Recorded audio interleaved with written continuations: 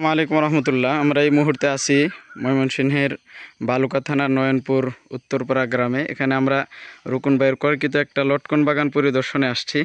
রুকুন ভাই যা হাফেজ রুকুন উদ্দিন, লটকন নার্সারির স্বত্বাধিকারী, উনি আমাদের সাথে আছেন।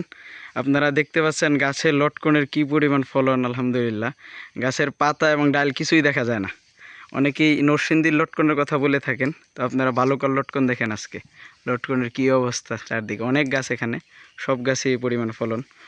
রুকুন ভাই, এরকম লটকন কি অন্যান্য গাছেও ফলানো সম্ভব আপনার কাছ থেকে চারা নিলে? আল্লাহর রহমতে এইরকম ফলন সম্ভব, একটু পরিচর্যা দরকার। এটাই যে যাদের বাগান, আমরা অনেকে 50 বছর 80 বছর গাছ বলি, যে গাছগুলো ইনশাল্লাহ আশা করা যায় 50 বছর কম হইতো না, বেশি হইব। অনেকদিন ধরে গাছের মধ্যে তারা পরিচর্যা করতেছে, করতেছে। আমি বাগানটা এবার নিচ্ছি, তাদের কাছ থেকে কিনে নিচ্ছি। এবার ইনশাল্লাহ এটা মানুষকে দেখানোর জন্য আর কি, যে অনেকে খালি নরসিংদীর কথা বলে, যে নরসিংদী আমাদের এলাকাও আছে, এই আর কি এর উদাহরণ। ঠিক আছে, জি ধন্যবাদ।